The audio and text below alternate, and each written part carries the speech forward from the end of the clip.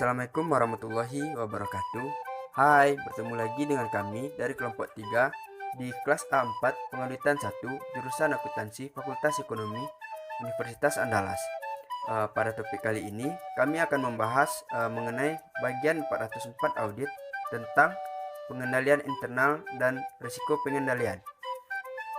Sebelumnya, izinkan saya memperkenalkan anggota kelompok 3 terlebih dahulu. Perkenalkan, nama saya Aldi Dwi Saputra, nomor BP 1910531046. Malik dengan nomor BP 1910531002. Perkenalkan, saya Muhammad Ilham dengan nomor BP 1910532016. Baiklah, langsung saja kita masuk ke materi yang pertama. Baiklah, untuk materi yang pertama adalah tujuan pengendalian internal. Di mana pada sistem pengendalian internal itu sendiri terdiri dari kebijakan dan prosedur yang dirancang untuk memberikan keyakinan yang memadai kepada manajemen bahwa perusahaan mencapai tujuan dan sasarannya. Kebijakan dan prosedur ini sering juga disebut dengan pengendalian, dan secara kolektifnya kebijakan dan prosedur tersebut merupakan bagian dari entitas pengendalian internal. Manajemen biasanya memiliki 3 tujuan luas dalam merancang sistem pengendalian internal yang efektif. Untuk yang pertama, itu bertanggung jawab untuk menyiapkan pernyataan untuk investor, kreditur, dan pengguna lainnya. Yang kedua, efisien dan efektivitas operasi, di mana kontrol dalam perusahaan mendorong pengguna sumber daya yang efisien dan efektif untuk mengoptimalkan tujuan perusahaan. Tujuan penting ini dari pengendalian ini adalah informasi keuangan dan non-keuangan yang akurat tentang operasi perusahaan untuk pengambilan keputusan. Untuk yang ketiga, yaitu kepatuhan terhadap hukum dan peraturan, di mana pada bagian 404 yang mengharuskan manajemen semua perusahaan publik untuk mengeluarkan laporan tentang efektivitas operasi pengendalian internal atas pelaporan keuangan.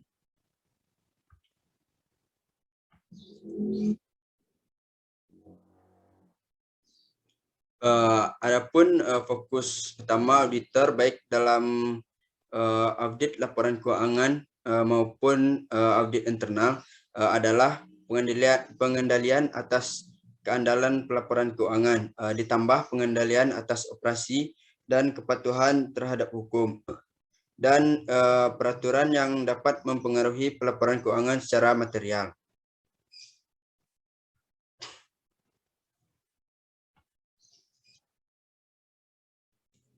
Next. Baik, kita masuk untuk materi yang kedua, yaitu tanggung jawab manajemen dan auditor untuk pengendalian internal.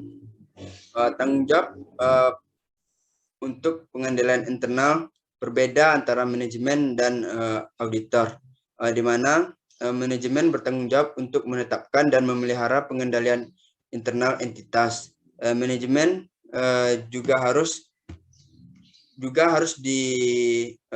juga diharuskan oleh bagian 404 ini untuk melaporkan kepada publik tentang efektivitas operasi dari pengendalian tersebut, dan sebaliknya tanggung jawab seorang auditor mencakup pemahaman dan pengujian pengendalian internal atas pelaporan keuangan.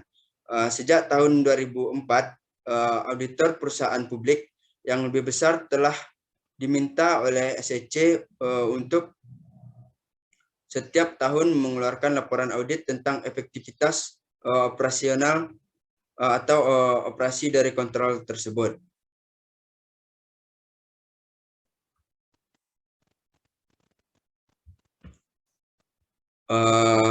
Baiklah, pada slide berikut ini yaitu ada 2 konsep kunci yang mendasari desain manajemen dan implementasi pengendalian internal. Untuk yang pertama, itu ada jaminan yang masuk akal, di mana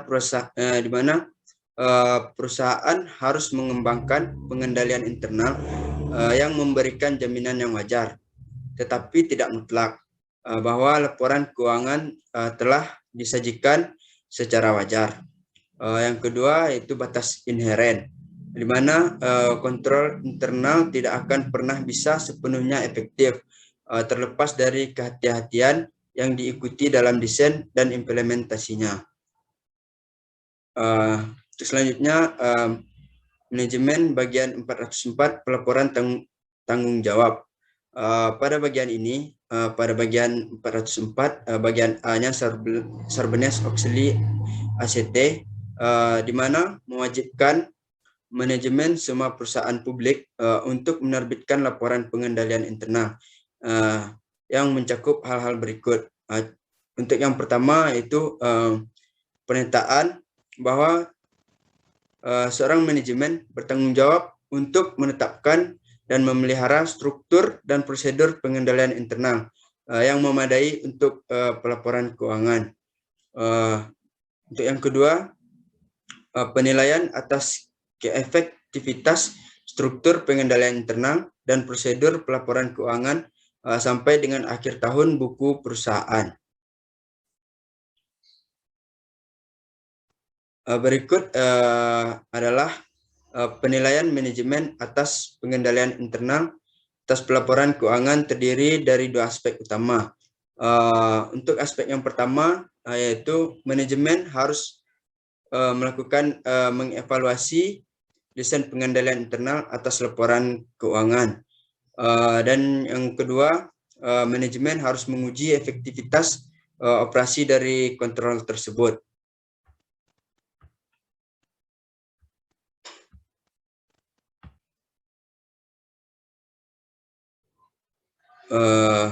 Baik, pada slide ini dijelaskan tujuan audit terkait transaksi penjualan. Di sini ada 5 tujuan audit terkait transaksi penjualan ini.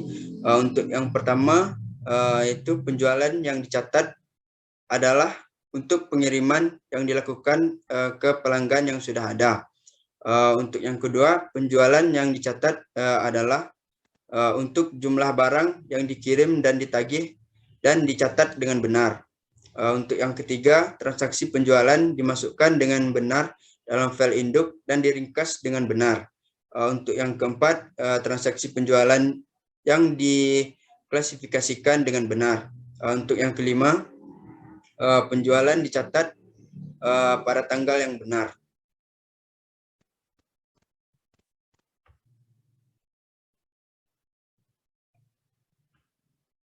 Baiklah, kita masuk ke materi yang ketiga, yaitu komponen KOSUP pengendalian intern atau internal. KOSUP pengendalian internal atau kerangka terintegrasi, kerangka pengendalian internal yang paling diterima secara luas di Amerika Serikat. Di sini menjelaskan 5 komponen pengendalian internal yang dirancang dan diterapkan oleh manajemen untuk memberikan jaminan yang wajar bahwa tujuan pengendaliannya akan terpenuhi. Dari setiap komponen itu mengandung banyak pengendalian internal, tetapi auditor berkonsentrasi pada pengendalian yang dirancang untuk mencegah atau mendeteksi salah saji material dalam suatu laporan keuangan. Pada slide ini akan saya jelaskan ada 5 komponen pengendalian internal menurut KOSO.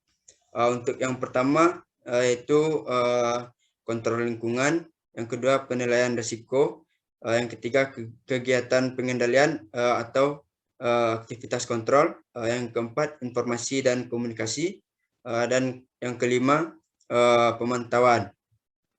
Untuk yang pertama yaitu kontrol lingkungan, di mana kontrol lingkungan ini terdiri dari tindakan, kebijakan, dan prosedur yang mencerminkan keseluruhan dari sikap manajemen puncak atau direktur dan pemilik suatu entitas tentang pengendalian internal dan pentingnya pengendalian tersebut bagi entitas.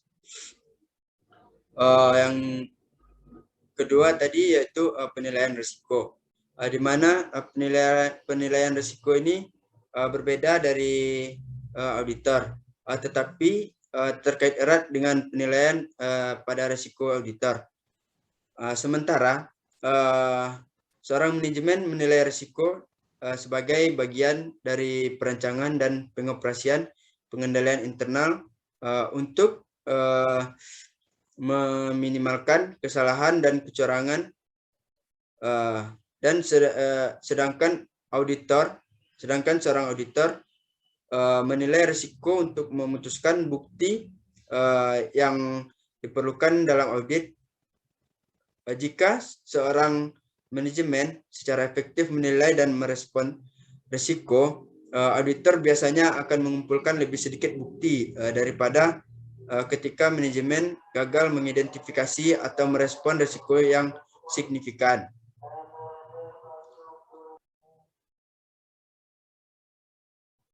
Untuk yang ketiga yaitu kegiatan pengendalian atau aktivitas kontrol, di mana kebijakan dan prosedur selain yang termasuk dalam 4 komponen pengendalian lainnya yang membantu memastikan tindakan yang diperlukan telah diambil untuk mengatasi risiko terhadap pencapaian dalam tujuan entitas.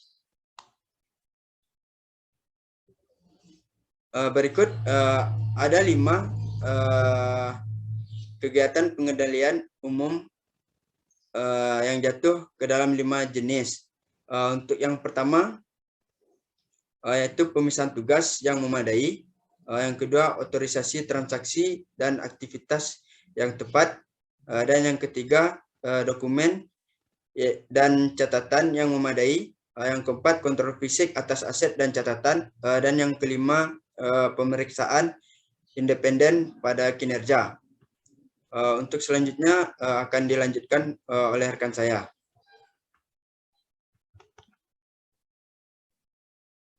Baiklah, saya akan melanjutkan penjelasan materi berikutnya, yaitu mengenai komponen pengendalian internal COSO. Komponen yang keempat adalah informasi dan komunikasi. Tujuan dari sistem informasi dan komunikasi akuntansi entitas adalah untuk memulai, mencatat, memperoleh, dan melaporkan transaksi entitas dan memelihara kemampuan akun untuk aset terkait. Sistem informasi dan komunikasi akuntansi memiliki beberapa subkomponen. Biasanya terdiri dari kelas transaksi seperti penjualan, retur penjualan, penerimaan kas, akuisisi, dan sebagainya. Untuk memahami desain sistem informasi akuntansi, auditor harus menentukan beberapa hal berikut. Yang pertama, menentukan golongan utama transaksi entitas. Yang kedua, menentukan bagaimana transaksi tersebut dimulai dan dicatat. Yang ketiga, menentukan catatan akuntansi apa yang ada dan sifatnya bagaimana. Yang keempat, menentukan bagaimana sistem menangkap peristiwa lain yang signifikan terhadap laporan keuangan, seperti penurunan nilai aset. Dan yang kelima, menentukan sifat dan rincian proses pelaporan keuangan yang diikuti, termasuk prosedur untuk memasukkan transaksi dan penyesuaian di dalam buku besar. Komponen pengendalian internal COSO yang kelima adalah pemantauan atau monitoring. Aktivitas pemantauan berkaitan dengan penilaian kualitas pengendalian internal yang berkelanjutan atau berkala oleh manajemen untuk menentukan bahwa pengendalian beroperasi sebagaimana dimaksud dan dimodifikasi sesuai dengan perubahan kondisi yang ada. Bagi banyak perusahaan, terutama yang memiliki perusahaan besar, aset yang besar, Departemen Audit Internal sangat penting untuk pemantauan yang efektif atas kinerja operasi pengendalian internal. Selain perannya dalam memantau pengendalian internal suatu entitas, staf audit internal yang memadai dapat mengurangi biaya audit eksternal dengan memberikan bantuan langsung kepada auditor eksternal. Standar PCAOB 5 mendefinisikan sejauh mana auditor dapat menggunakan pekerjaan yang dilakukan oleh auditor internal ketika melaporkan pengendalian internal di bawah bagian 404 audit. Berikut adalah proses untuk memahami pengendalian dan menilai risiko pengendalian. Terdapat 4 fase. Fase pertama, mendapatkan dan memahami dokumen dari desain dan operasi pengendalian internal. Fase kedua, menilai risiko pengendalian. Fase ketiga, mendesain, menampilkan, dan mengevaluasi tes atau uji pengendalian. Fase keempat dan terakhir yaitu memutuskan perencanaan risiko deteksi dan tes substantif. Kita masuk ke bab berikutnya yaitu mendapatkan dan memahami dokumen pengendalian internal. Tingkat pemahaman pengendalian internal dan luasnya pengujian yang diperlukan untuk audit pengendalian internal melebihi apa yang diperlukan untuk audit laporan keuangan saja. Oleh karena itu, ketika auditor pertama kali fokus pada pemahaman dan pengujian pengendalian internal, mereka akan memenuhi persyaratan untuk menilai pengendalian internal atas laporan keuangan. Seperti dibahas sebelumnya, bagian 404 mengharuskan manajemen untuk mendokumentasikan prosesnya untuk menilai efektivitas pengendalian internal perusahaan atas pelaporan keuangan. Manajemen harus mendokumentasikan desain kontrol, termasuk kelima komponen kontrol yang telah dijelaskan sebelumnya tadi, dan juga hasil pengujian serta evaluasinya.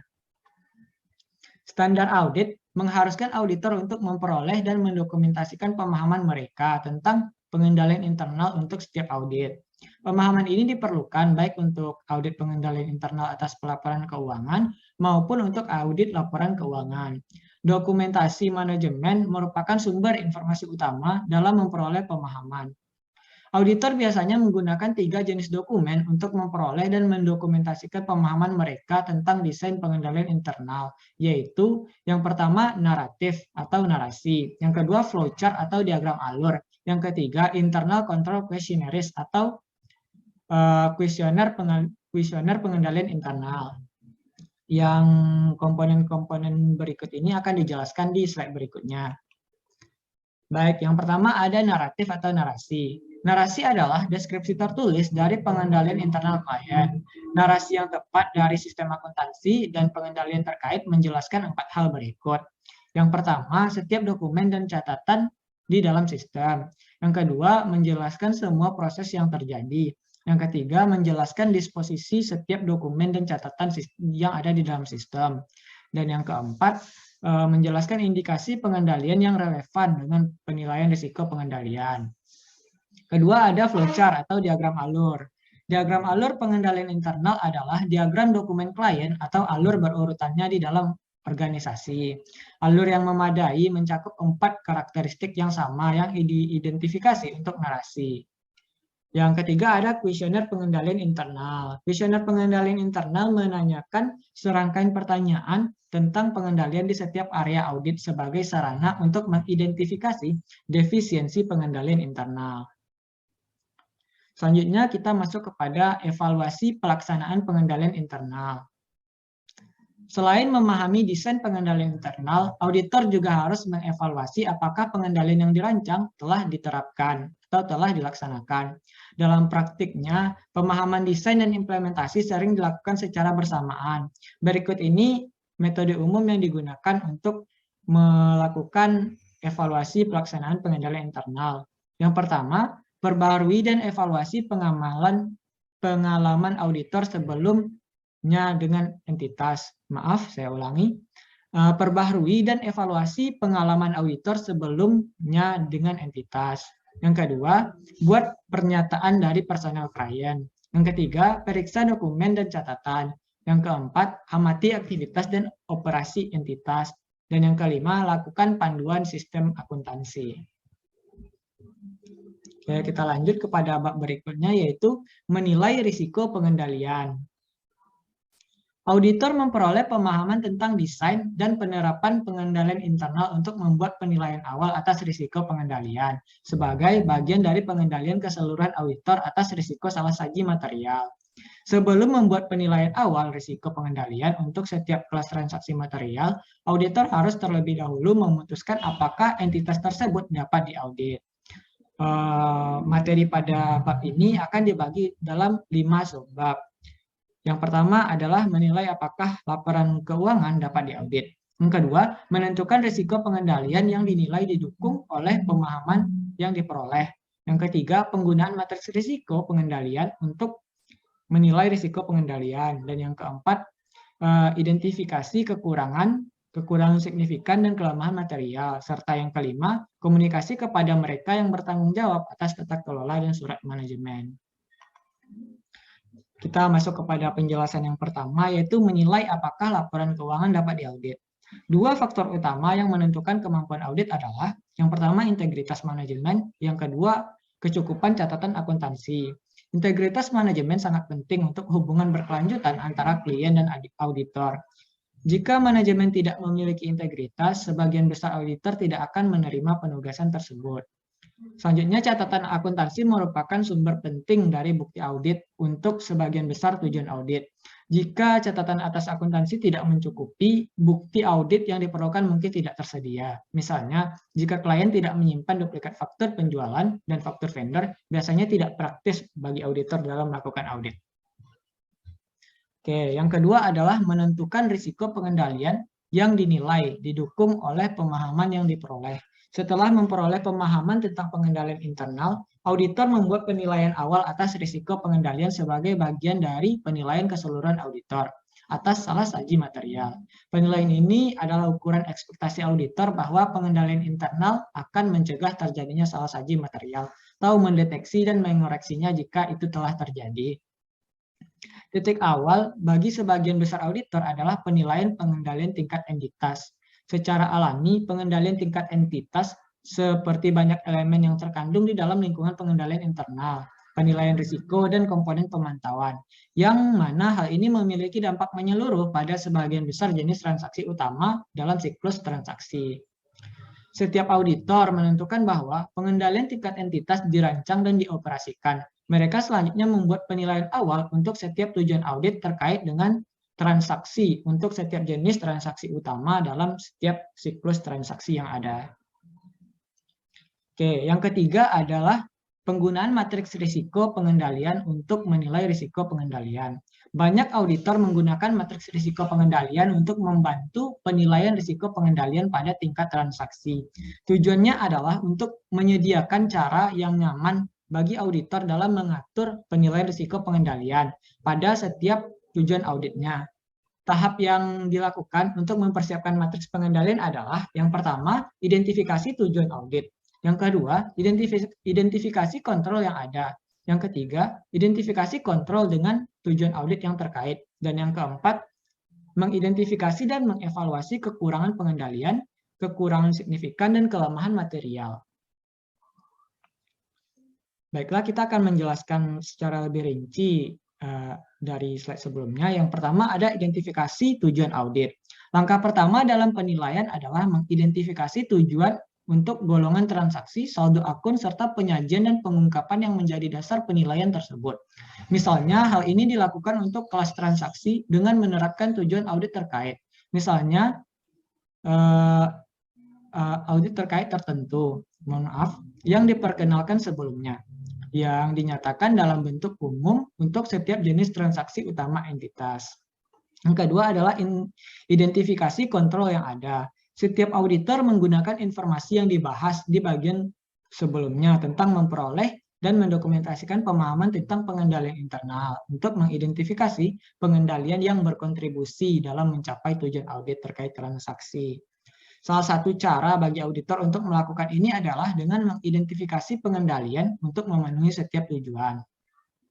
Yang ketiga, mengaitkan kontrol dengan tujuan audit terkait. Setiap pengendalian atau kontrol harus memenuhi satu atau lebih tujuan audit terkait. Maka itu harus kita kaitkan atau harus kita hubungkan. Yang keempat adalah mengidentifikasi dan mengevaluasi kekurangan pengendalian, kekurangan signifikan, dan kelemahan material. Auditor harus mengevaluasi apakah pengendalian utama tidak ada dalam desain pengendalian internal atas pelaporan keuangan sebagai bagian dari evaluasi risiko pengendalian dan kemungkinan salah saji laporan keuangan. Standar auditing mendefinisikan 3 tingkat tidak adanya pengendalian internal. Yang pertama adalah defisiensi pengendalian, yang kedua kekurangan yang signifikan, dan yang ketiga kelemahan materi. Baik, kita masuk kepada subbab yang nomor 4, yaitu identifikasi defisiensi, kekurangan signifikan, dan kelemahan material. Pendekatan 5 langkah dapat digunakan untuk mengidentifikasi kekurangan atau defisiensi, kekurangan yang signifikan, dan kelemahan material. Pertama, mengidentifikasi pengendalian yang ada. Yang kedua, mengidentifikasi tidak adanya pengendalian kunci. Yang ketiga, pertimbangkan kemungkinan pengendalian kompensasi. Yang keempat, memutuskan apakah ada kekurangan yang signifikan atau kelemahan material. Dan yang kelima, menentukan salah saji potensial yang dapat terjadi atau yang mungkin terjadi. Setelah melakukan pendekatan 5 langkah tersebut, lalu bisa dilakukan hal-hal berikut. Yang pertama, kaitkan kekurangan signifikan dan kelemahan material dengan tujuan audit. Yang kedua, menilai risiko pengendalian untuk setiap tujuan audit yang terkait. Oke, sebab yang kelima atau yang terakhir yaitu komunikasi kepada mereka yang bertanggung jawab atas tata kelola dan surat manajemen. Sebagai bagian dari pemahaman pengendalian internal dan penilaian risiko pengendalian, auditor harus untuk mengkomunikasikan hal-hal tertentu kepada pihak yang bertanggung jawab atas tata kelola. Informasi ini dan rekomendasi lain tentang pengendalian juga dikomunikasikan kepada pihak manajemen. Beberapa hal yang mungkin dilakukan oleh auditor terkait komunikasi kepada pihak manajemen adalah, pertama, komunikasi kepada pihak manajemen yang bertanggung jawab atas tata kelola. Auditor harus mengkomunikasikan defisiensi signifikan dan kelemahan material secara tertulis kepada pihak yang bertanggung jawab atas tata kelola sesegera mungkin setelah auditor menyadari keberadaannya. Komunikasi biasanya ditujukan kepada komite audit dan manajemen. Selanjutnya, surat manajemen. Selain hal-hal ini, auditor juga sering mengidentifikasi masalah terkait pengendalian internal yang kurang signifikan, serta peluang bagi klien untuk melakukan perbaikan operasional. Ini juga harus dikomunikasikan kepada klien. Bentuk komunikasi seringkali berupa surat tersendiri untuk keperluan tersebut, yang biasanya disebut dengan surat manajemen atau management letter. Baiklah, sekian penjelasan yang dapat saya sampaikan. Penjelasan berikutnya akan dilanjutkan oleh rekan saya.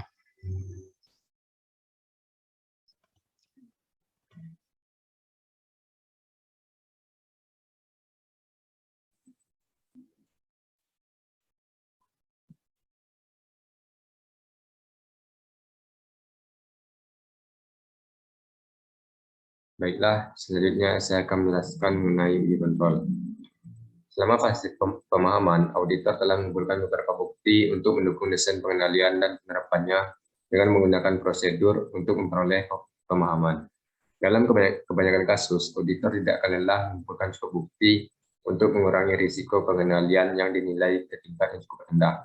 Oleh karena itu, auditor harus memperoleh bukti tambahan tentang efektivitas operasi pengendalian di seluruh atau setidaknya sebagian besar periode yang diaudit. Prosedur untuk menguji efektivitas pengendalian dalam mendukung pengurangan risiko pengendalian yang dinilai disebut test control. Jika hasil pengujian pengendalian mendukung desain dan operasi pengendalian seperti yang diharapkan, auditor menggunakan risiko pengendalian yang dinilai sama dengan penilaian awal. Namun, jika pengujian pengendalian menunjukkan bahwa pengendalian tidak beroperasi secara efektif, risiko pengendalian yang dinilai harus dipertimbangkan kembali. Sebagai contoh, pengujian dapat mengindikasikan bahwa penerapan suatu pengendalian dibatasi pada pertengahan tahun atau bahwa orang yang menerapkannya sering membuat salah saji. Dalam situasi seperti itu, auditor menggunakan risiko pengendalian yang dinilai lebih tinggi, kecuali pengendalian kompensasi untuk tujuan audit terkait yang sama diidentifikasi dan terbukti efektif. Tentu saja, auditor juga harus mempertimbangkan dampak dari pengendalian yang tidak beroperasi secara efektif terhadap laporan auditor atas pengendalian internal. Auditor mungkin akan menggunakan 4 jenis prosedur. Adapun keempat jenis prosedur tersebut adalah: 1. Membuat pertanyaan dari personil klien yang tepat. Meskipun penyelidikan bukanlah sumber bukti yang sangat andal, data operasi pengendalian efektif itu masih tepat. Sebagai contoh, untuk menentukan bahwa personel yang tidak berwenang tidak diperbolehkan mengakses file komputer, auditor dapat mengajukan pertanyaan kepada orang yang mengendalikan perpustakaan komputer dan orang yang mengendalikan akses online keamanan kata sandi. Yang kedua, memeriksa dokumen, catatan, dan laporan. Banyak kontrol yang meninggalkan jejak yang jelas dari bukti dokumenter yang dapat digunakan untuk menguji kontrol. Misalkan, ketika pesanan pelanggan diterima, itu digunakan untuk membuat pesanan penjualan pelanggan yang disetujui untuk kredit. Auditor dapat menguji pengendalian dengan memeriksa dokumen untuk memastikan bahwa dokumen tersebut lengkap dan cocok dengan benar dan bahwa tanda tangan atau inisial yang diperlukan ada. Yang ketiga, amati aktivitas yang berhubungan dengan pengendalian. Beberapa pengendalian tidak meninggalkan jejak bukti, yang berarti bahwa tidak mungkin untuk memeriksa bukti bahwa pengendalian telah dilaksanakan di kemudian hari. Misalnya pemisahan tugas bergantung pada orang-orang tertentu yang melakukan tugas-tugas tertentu, dan biasanya tidak ada dokumentasi kinerja yang sah.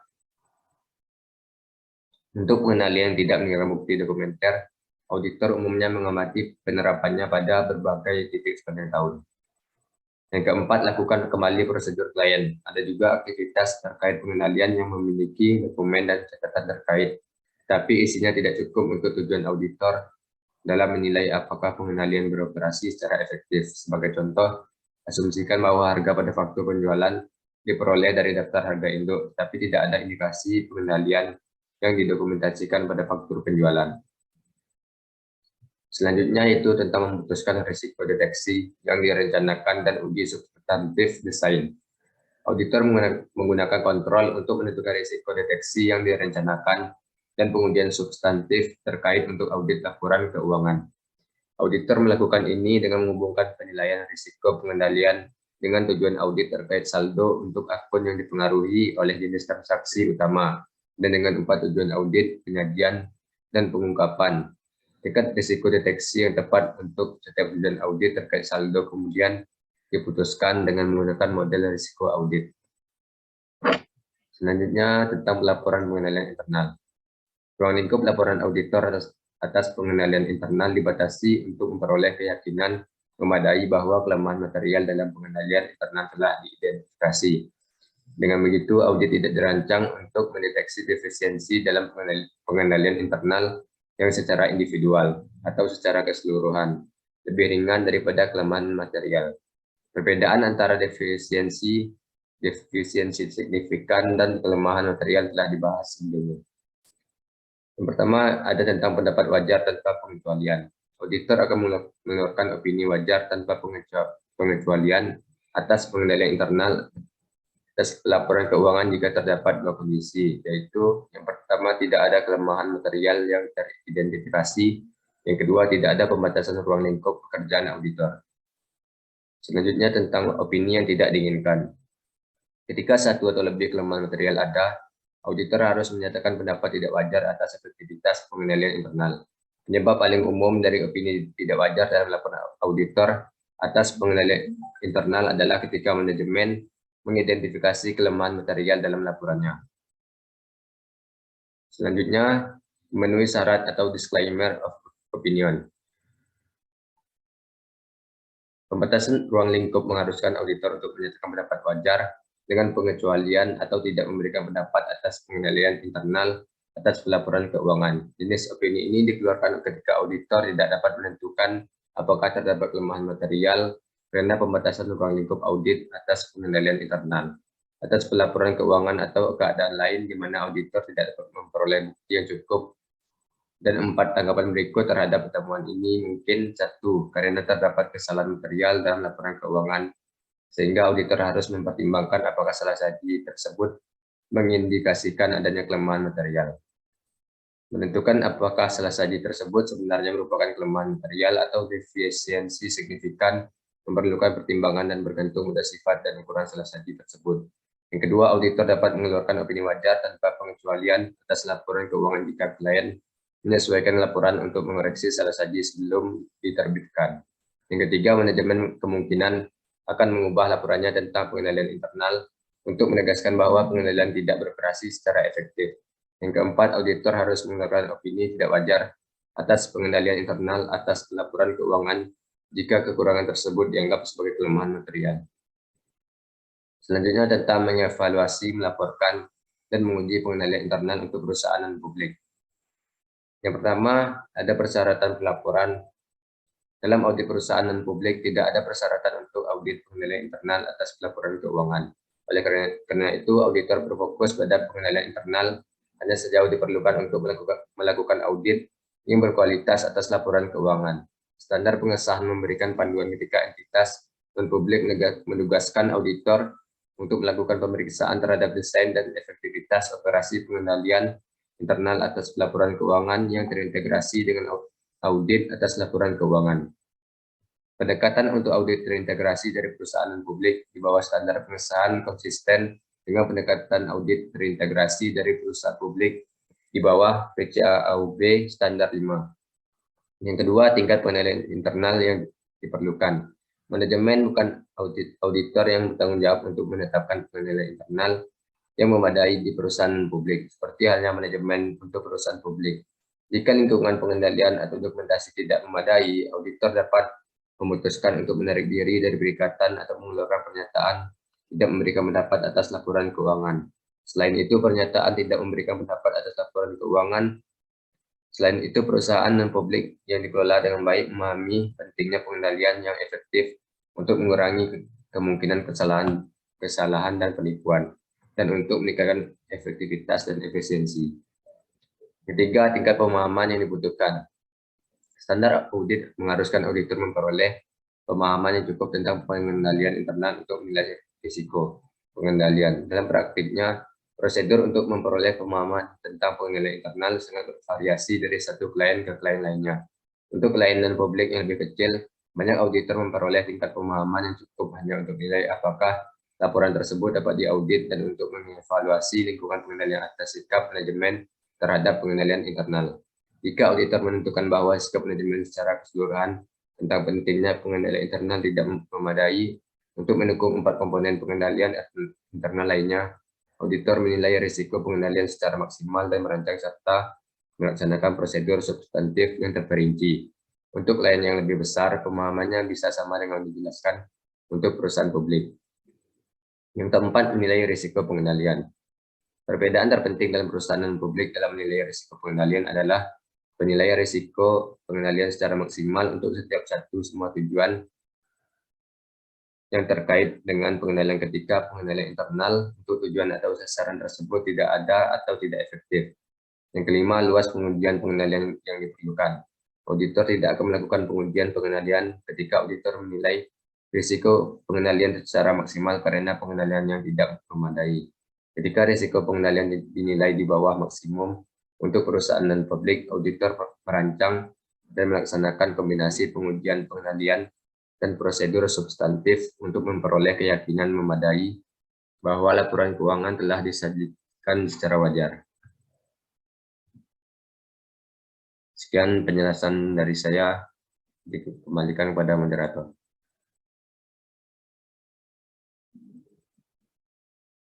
Demikianlah presentasi dari kelompok kami, semoga ilmunya bermanfaat. Bye.